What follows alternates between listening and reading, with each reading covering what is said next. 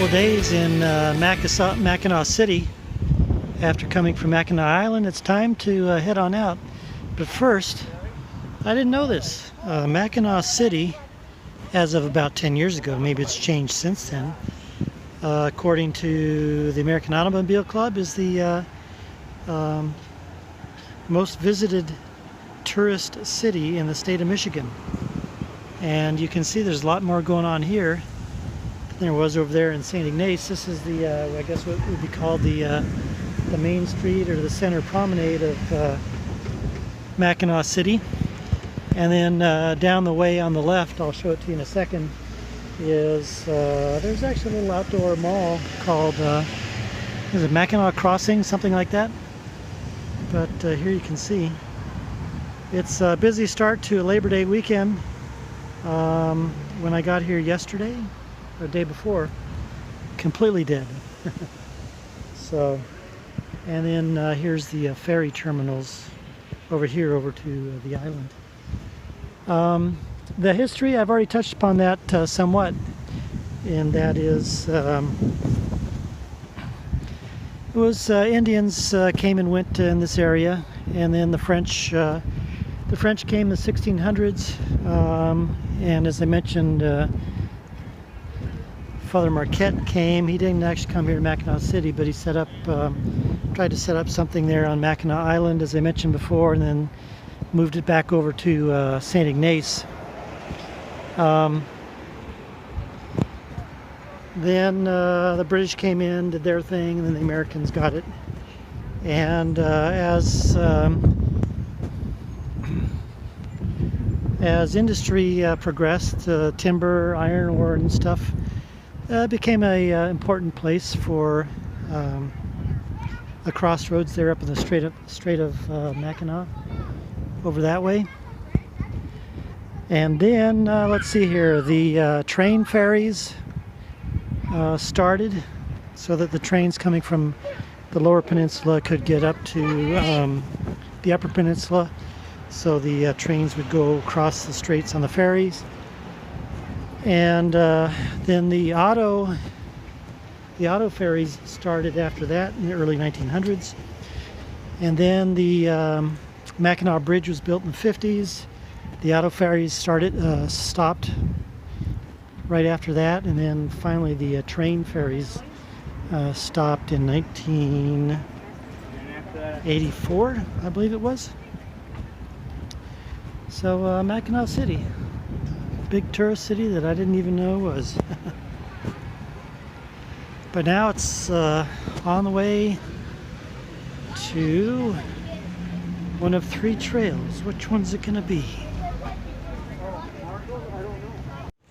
Oh, and by the way, here's the Mackinaw Crossings, a little outdoor mall, shops, souvenirs, moccasins, fudge, etc., etc., etc.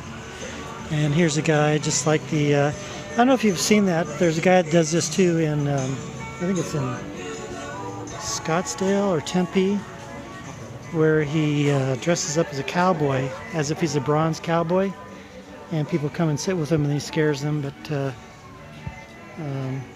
yeah, interesting. All right, Mackinaw City.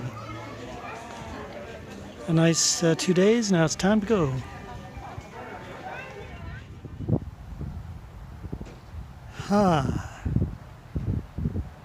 Now I wonder which way should I go. Let's see. North Central State Trail, which goes down that way and also connects to the Northeastern State Trail. Or the North Country Trail, which goes along the west part of Michigan. Or maybe I should do the Northwestern State Trail. Oh man. The North Central State Trail, the North Country Trail, the Northwestern State Trail. Eeny, meeny, miny, mo. Which one should I go? Well, I guess let's head out,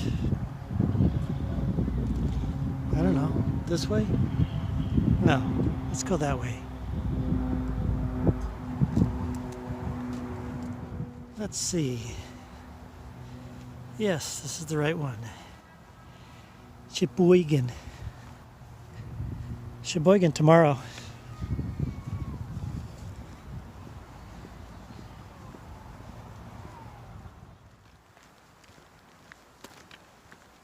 Well, I'm on the North Central State Trail. That's what I've decided to take. And I've been on it about a mile and a half, yeah, maybe about a mile. So far, I have been impressed with it.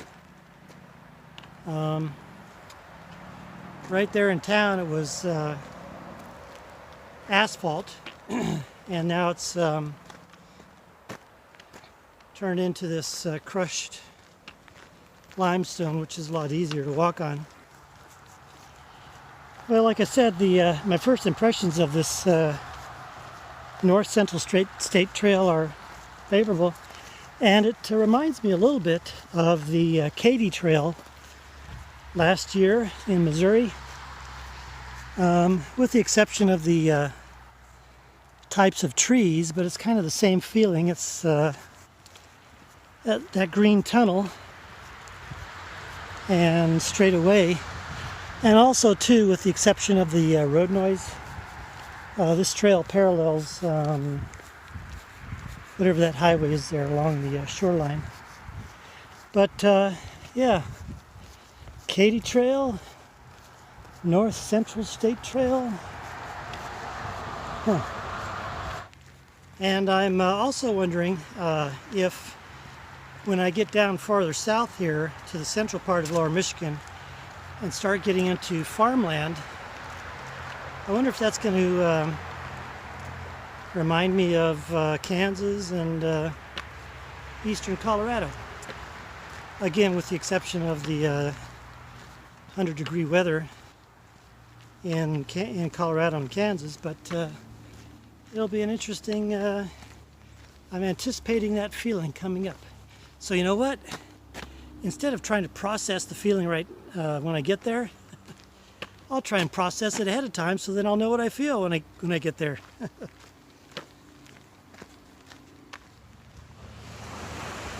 Here's another one of those nice Michigan roadside parks. Thank you very much, State of Michigan, for these things. They're really nice. And as you can probably hear, it's right here on the lake shore. That's right, Lake Huron. And get a good look of Lake Huron here, because this is going to be it.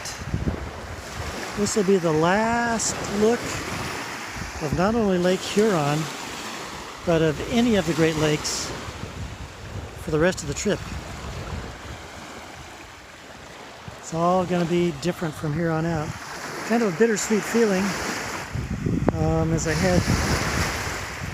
I'll still be roughly paralleling the lake the rest of this afternoon and also this morning. Or I should say tomorrow morning, but I won't see it. But this is it. This is the last view, and like I said, it's bittersweet because not only is it the last view of Lake Huron, it's the last view of any of the Great Lakes. So after having never really experienced the Great Lakes, I experienced Superior, Michigan, now Huron here, and this is it. Huh.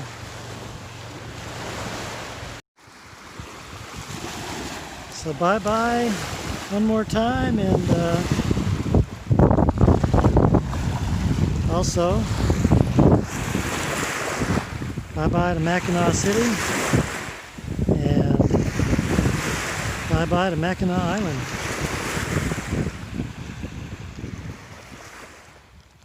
Good morning. I got an early start, real early for me, 7:30. This is the Little Black River. Doesn't look very black, it's more brown. But I'm getting into Cheboygan. Turned Tried to get an early start so I can get to church. It's a Sunday. I'm going to make it with minutes to spare, I think. And just up ahead, you missed a white-tailed deer. So hopefully not into Cheboygan. And then after that, I'll have 12 more miles for the day. I need to try and make it by 4 o'clock because it's supposed to start raining by 5. And it's going to rain all night, so I want to get all set up for that. So we'll see what happens. And also, where I propose to be camping this morning, or tonight, there's not really any terribly good looking spots, so we'll see what happens. I found a little triangle of nature preserve, but it's at the confluence of a few roads, and it's just a real small section, and there's houses nearby. So I don't know if that's going to work out, but if it looks okay alongside the trail, I just might do that, trying to stay within the boundaries of the trail and not get onto somebody's property. So let's see what happens, but it'll be a hoof today.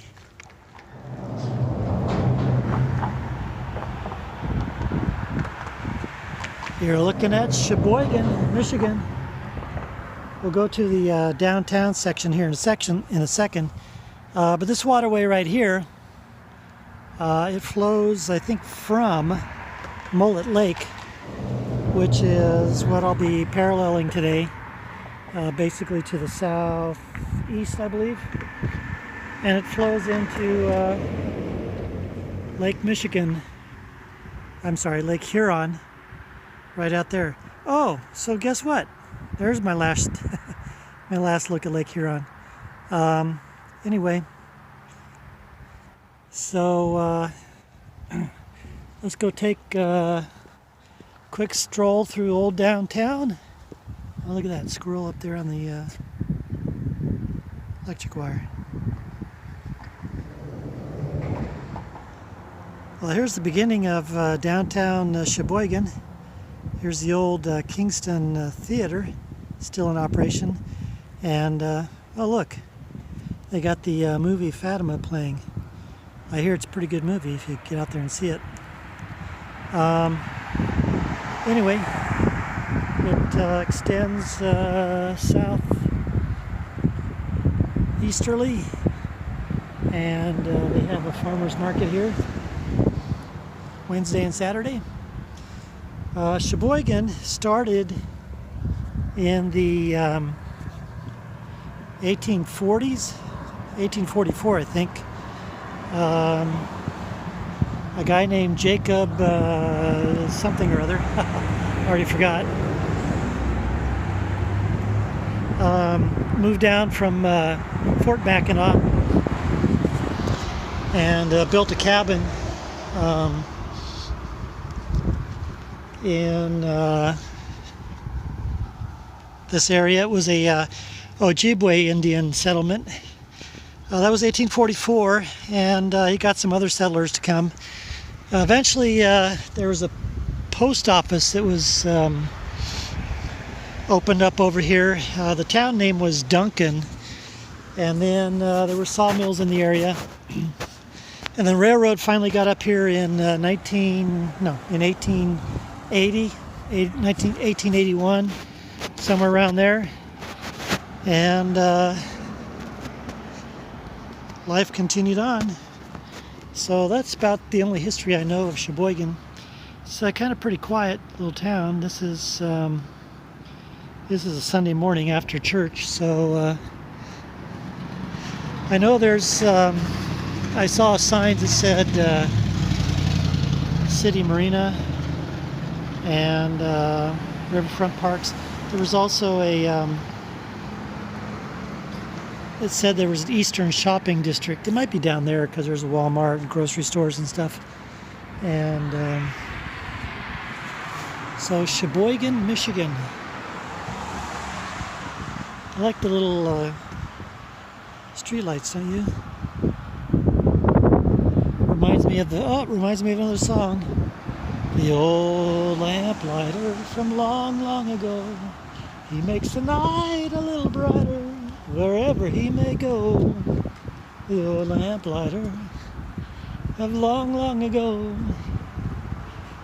Yes, I'll look at any recording contract you want to send me. Well, looks like it's apple time, huh? I think I'll try and find one that's not all banged up and see what it tastes like. Maybe this one here. Let's see. Not bad. Certainly a lot tastier than the ones in the store. I mean, you know, when you can eat an apple that's fresh, ripe from the tree, and not stored for months at a time in some sort of giant cool silo, or it's not picked early so that it gets to market.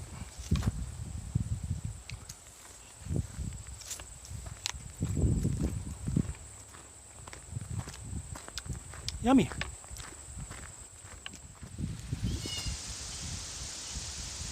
All right, I feel like I'm transported back to Kansas almost. My first cornfield that I've seen. As I get farther south into central lower Michigan, I'm sure that I'll see some more. We're getting close to corn harvesting season, just depending upon what the weather does. Those are still green, so they're not brown enough yet, but it's getting close.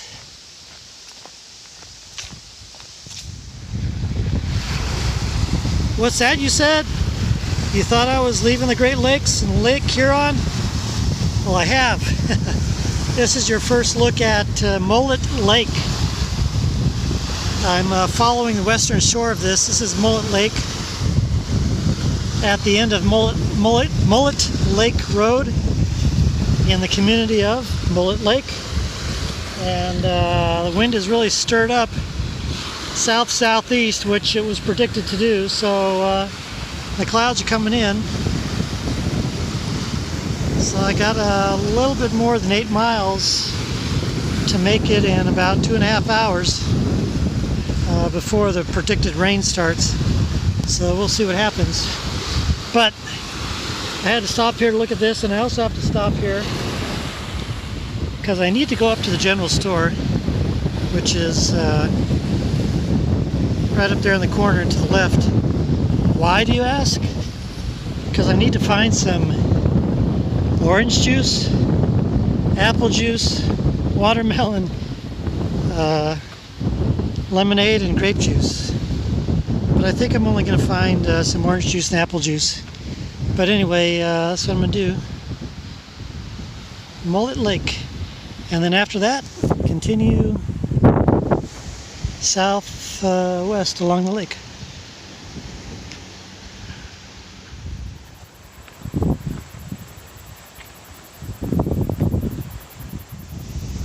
Hi, matey.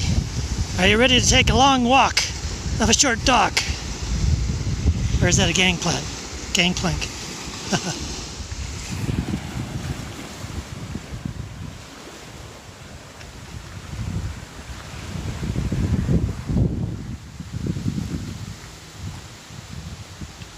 There have been some really nice houses here along the lake.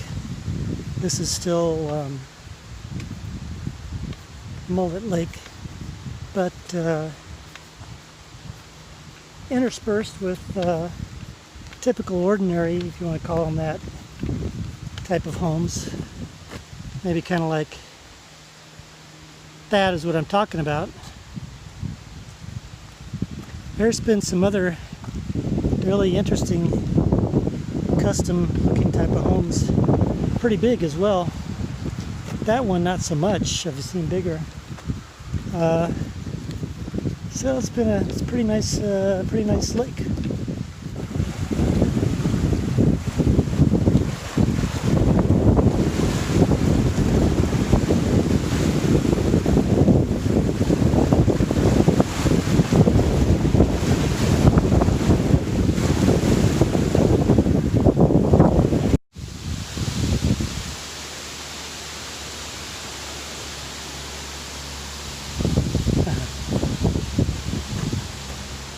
He was just sitting there. I thought I was be able to get closer to him. Have a nice night. Stay dry. If you want to come see me, come hang out under the tarp. I'm just a mile and a half down the road.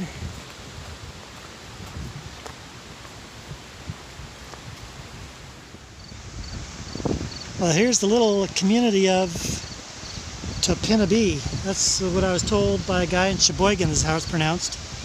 I've been calling it Topinabee, Topinabee, but he says it's Topinabee. And here's an old historic train station. Of course, the train doesn't run through here anymore. Nice little picnic shelter. I wonder if I can hang out there tonight and sleep if anyone would bug me. There's the post office. That's kind of a nice looking post office, wouldn't you say? Not that standard government issue look. And then this is basically the extent of town. Starts kind of about right there.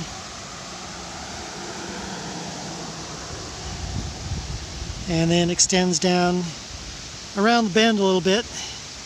And then I think just after that, there's a little break, and then it becomes Indian River, I think. Topinabee, or Topinabee, yes. Topinabee was, oh, this is the library. Was founded back in the, I think it was 1844, was it? Somewhere thereabouts.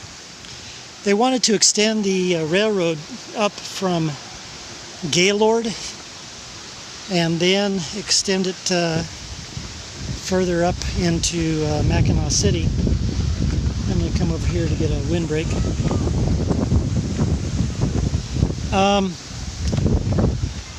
So anyway, they did that, and then the town really became kind of a resort town. The guy that extended the railroad then kind of started making it to summer place, and other people came.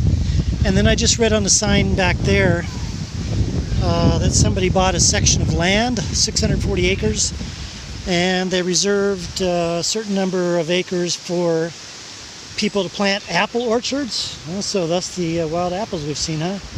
And what he did to encourage people to do that is that he said that he would give them lakefront lots for free if they would plant apple orchards. So I guess these lakefront lots are all heritage from those times past.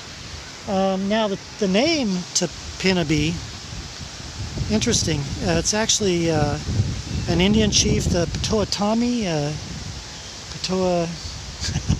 I'm mangling all this history. I'm kind of like Tim Taylor on Home Improvement, right? Anyway, I know that's the guy's name, the chief. He was the chief of the tribe for 40 years. But the sad thing is during the War of 1812 between the British and the Americans,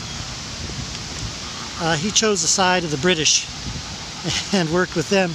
So needless to say, after the war, the Americans didn't take too kindly to that and eventually relocated the Indians from here. And they weren't originally from here anyway. They were actually from down south. So as I mentioned on a video earlier, you know, nobody's been somewhere first. I mean, if you want to go back to somewhere somebody's been first, go back to Adam and Eve. But those Indians were down south, and they came up here, and just like the Hurons and the Iroquois and the Dakota, they all had their problems. And you know, last year when we talked about the Navajo and the Utes and all those guys, nobody's been, I guess what I'm saying is nobody can really claim it and say keep the heck out for everybody else. Anyway, that's back to this guy. So he was the chief of this tribe. They sided with the British in the War of 1812. After the war was over, the Americans said take a hike, and so they relocated this Indian tribe to somewhere in Kansas. Big change, huh? Michigan to Kansas. Well, unless they were in central Michigan, which is farmland and is probably similar to Kansas. Anyway, but this guy, this chief, evidently he stuck around. He was able to stick around here, and he eventually died somewhere in Indiana. How he got there, I don't know. So that's your mangled history on Topinabee, Michigan. It's a nice little place, nice little lake. It really gets whipped up in the winds. And I've been really fortunate, thank you Lord, for holding this rain off. It's 2 hours late almost so far, so I better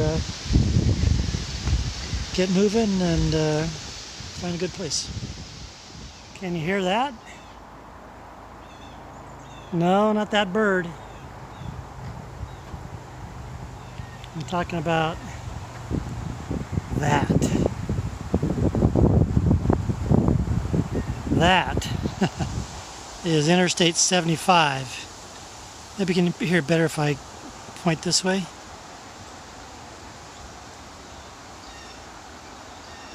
All that background noise. I heard that all last night. I've been paralleling Interstate 75.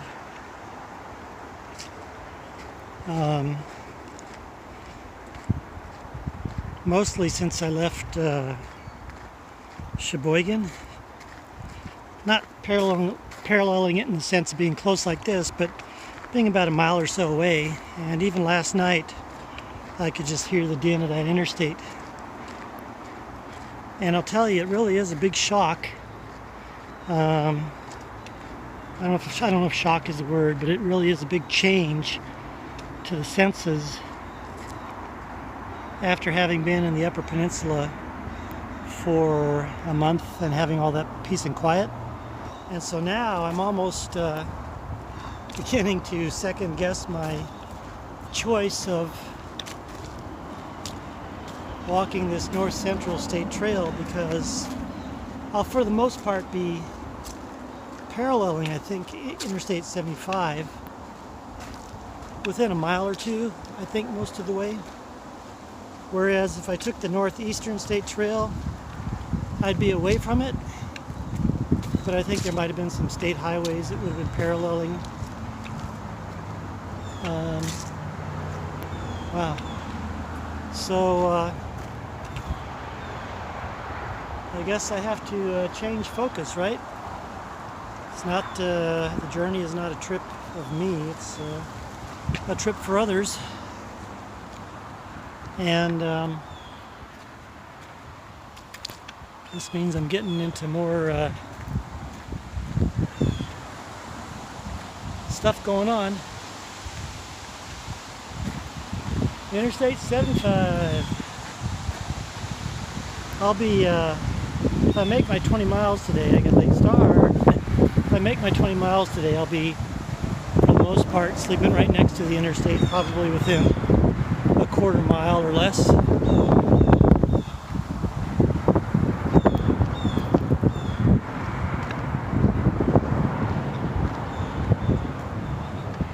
Well, I signed up for this, didn't I?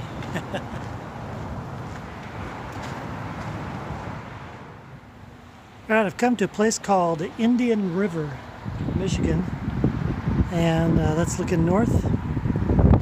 And here is the river. Now, Indian River is actually part of the, I think they call it the Inland Waterway. So, as you know, I was on Mullet Lake yesterday, up that way, and Mullet Lake has an inflow from the Cheboygan River and Lake Huron. So what water traffic can actually do is, or has done, can actually go from Lake Huron into Mullet Lake and into this other, into the Indian River here. And then it flows into, I think Burt Lake is what it's called, down that way. And then eventually you can make your way on down over to Petoskey, and then cut over to Lake Michigan. So it's another way of traversing between Huron and Michigan, or Michigan and Huron, as opposed to traversing through the Straits of Mackinaw up there.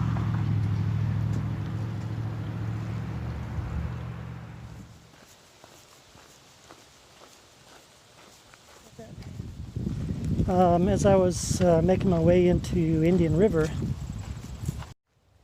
about 1.5 miles north of there, I met a guy on the trail named Doug, and he's doing his daily walk, 3-hour walk between Indian River and Topinabee and back.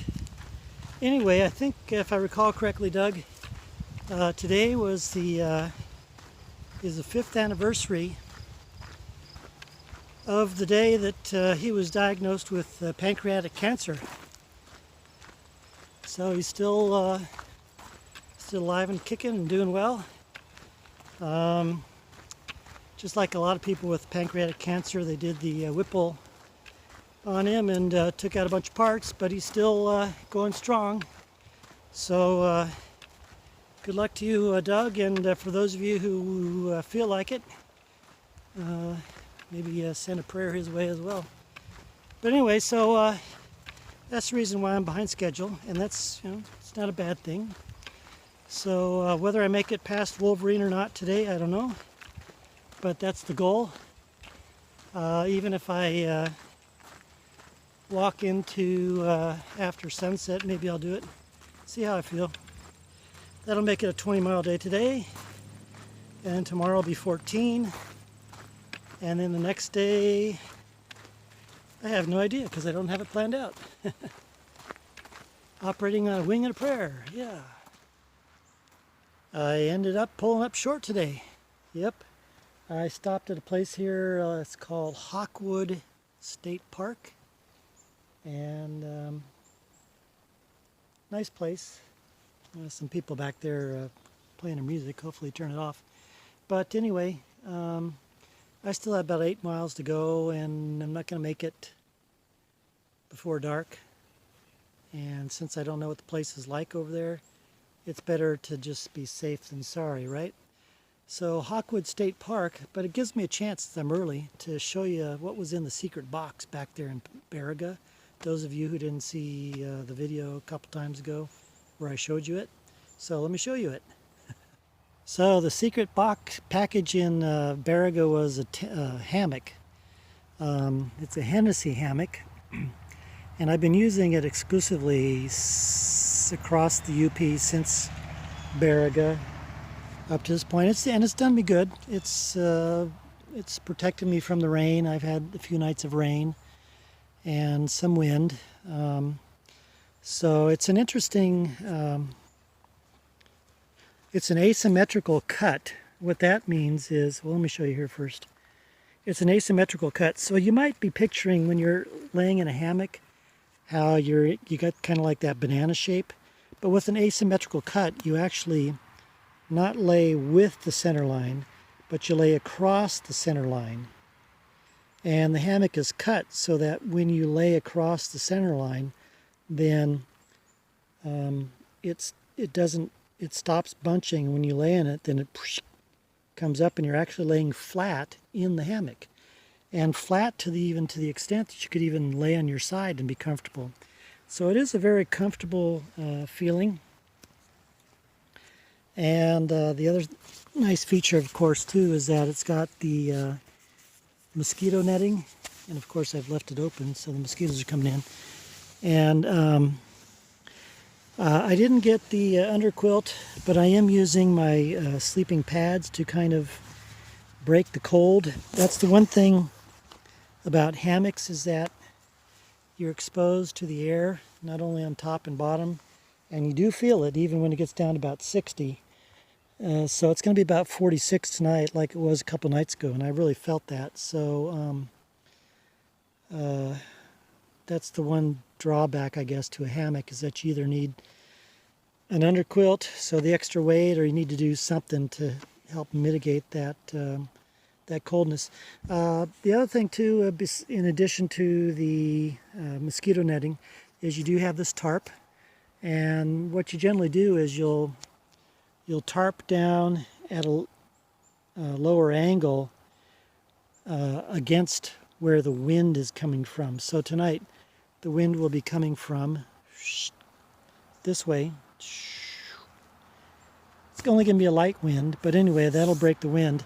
if you're going to have some sideways rain, then you do the same thing. You just batten down the hatches, so to speak, so that the rain doesn't come in. And then on the other side, I've raised it up a little bit, just so that I do have a little bit of ventilation instead of some condensation on there. But it's been a good purchase.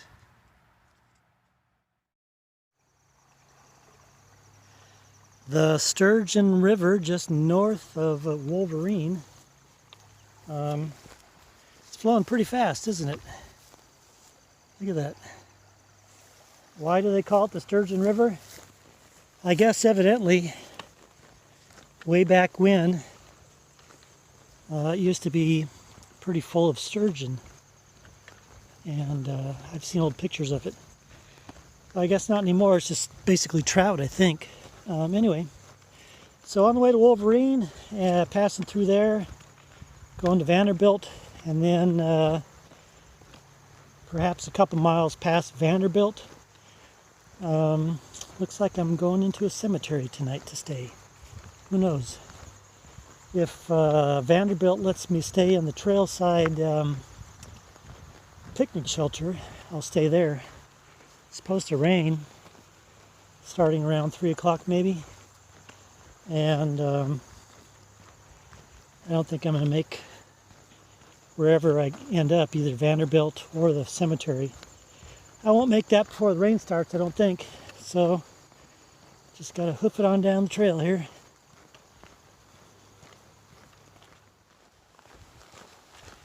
Well, how appropriate is this? It's just about sunset, and I'll be getting to the cemetery after dark. Cemetery and dark. Huh. Wonder what kind of ghoulish things I'll see. Ooh. Well, this turned out to be a pretty good spot.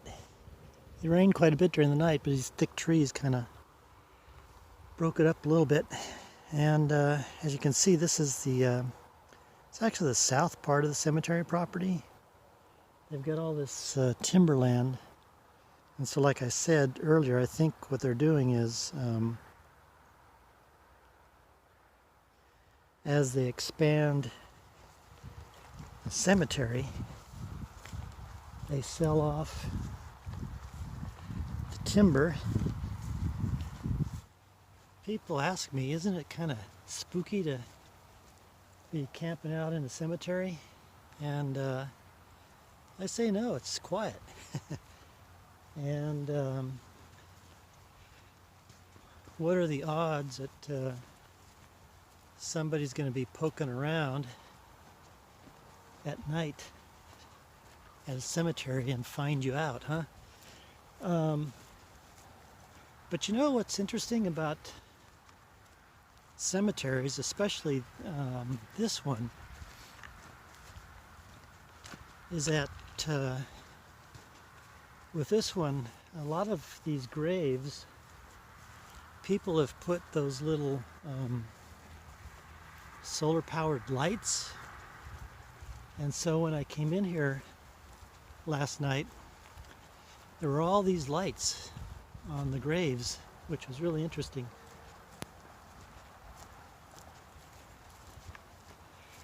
So, thank you, Resurrection Cemetery, and thank you everybody here. Pray for me. Thank you. Alright, I think I got 19 miles today. And it's 7:56, so I got an early start, but it's cold. Hopefully I'll warm up quickly. I don't know why, but this struck me as kind of an interesting look. That's, I think it's called Parramatta Road. Yeah, interesting. I'm a little bit north of Gaylord, and the countryside is really changing from a lot of that thick, dense forest to all these rolling hills. It's actually a nice change of pace. And little farmhouses. Yeah. Interstate is over there, by the way. Right along, where are we here? Right along that line. You can probably see right there.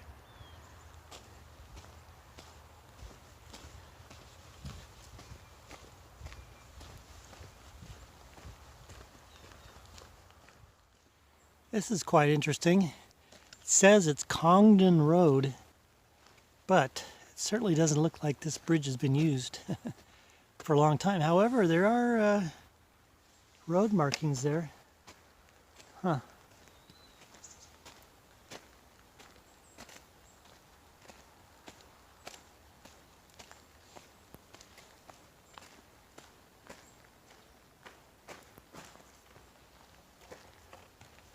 You can tell we're close to town, getting all the graffiti.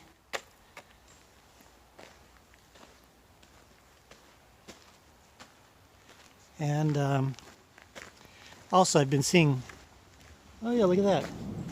A car just went right over.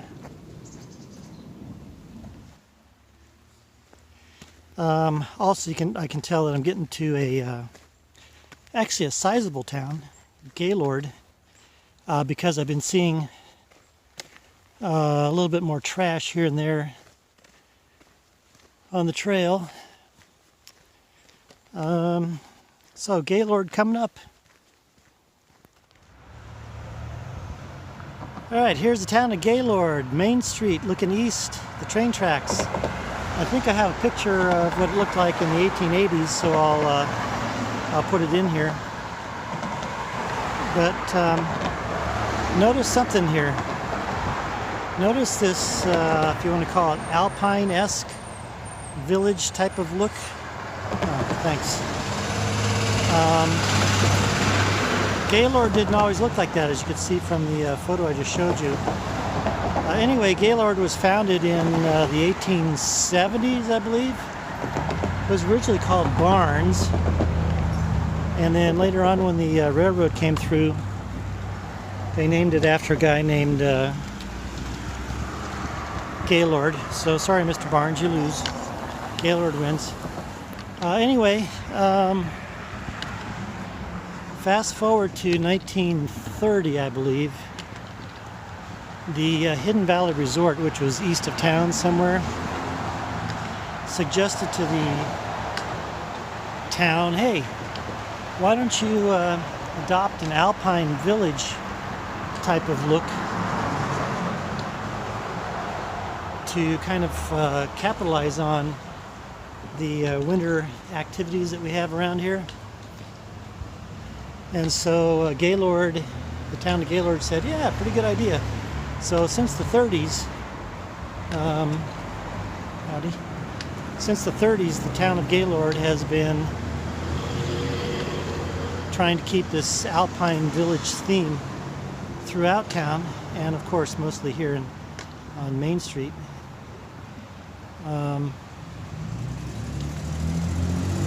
So town of Gaylord.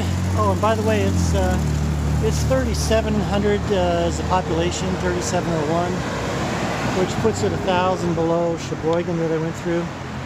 So even though I called it a bigger town earlier, it is still, I guess, one of the bigger towns that I've gone through, with the exception of Marquette. So now I think I'm going to go over to Arlene's Diner, get something to eat, and then figure out where I'm going to head to for the rest of the afternoon before it rains. Oh, and it's colder too. It's like 49. Whoa. Arlene's Diner. Let's go. Well, I guess that's it. I got to quit and go to work. Got to get the market going. Although I'm not really keen on working right now, so I just keep going. Let somebody else take care of it, right? That'll be Terry. Terry, you got to take care of it.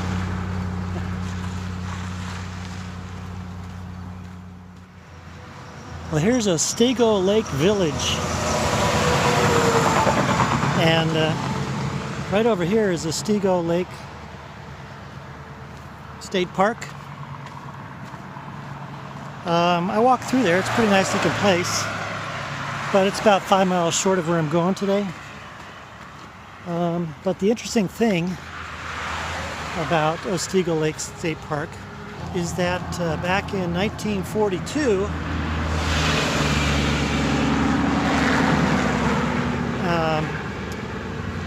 you know about the secret Manhattan Project. Well, Robert Oppenheimer, I believe, was the guy in charge of it. He met with another guy here in 1942 to be as far away from people as possible to discuss the project. So I thought that was a little interesting tidbit. So Mullet Lake, going to Lake Marjorie tonight.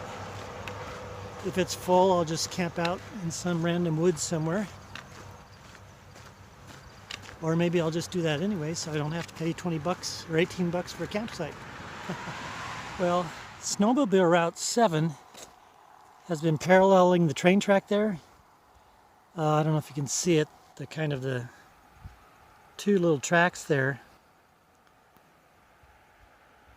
But I got off of it because it's just too sandy.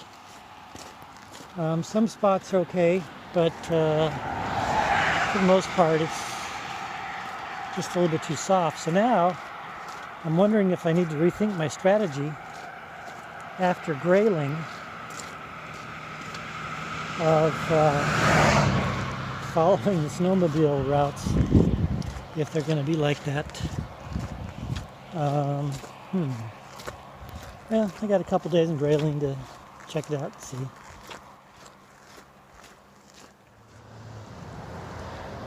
Well, here's Grayling, Michigan. This is looking up north from where I came. Old 27.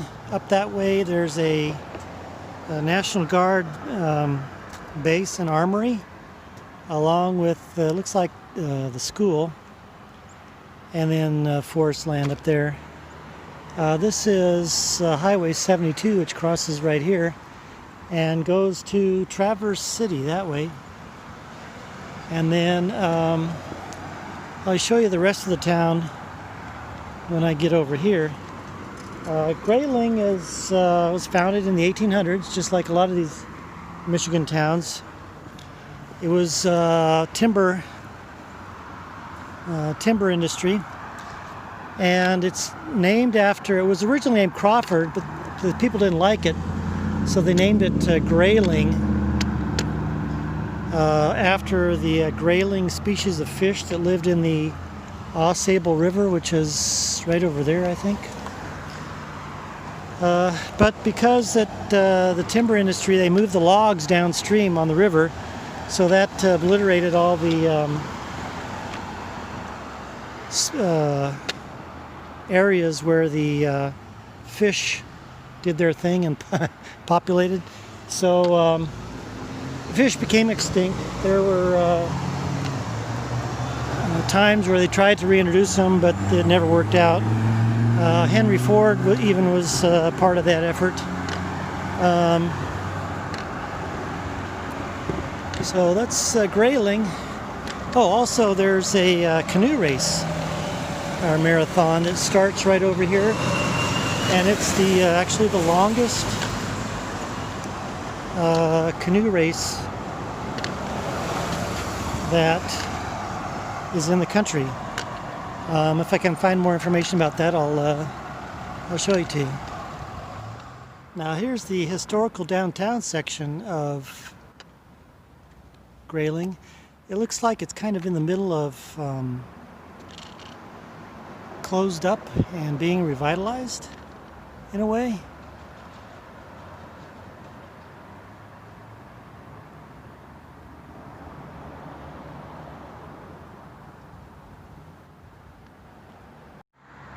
Whereas it looks like the places on the northeast side of the highway have had a better shot at revitalization, unless it's just coming across the street this way. But anyway, So this is Grayling. A little bit more down there, there's a shopping supermarket and some hotels and some fast food places, and then the interstate. So this is Grayling, Michigan. Population about 1,800.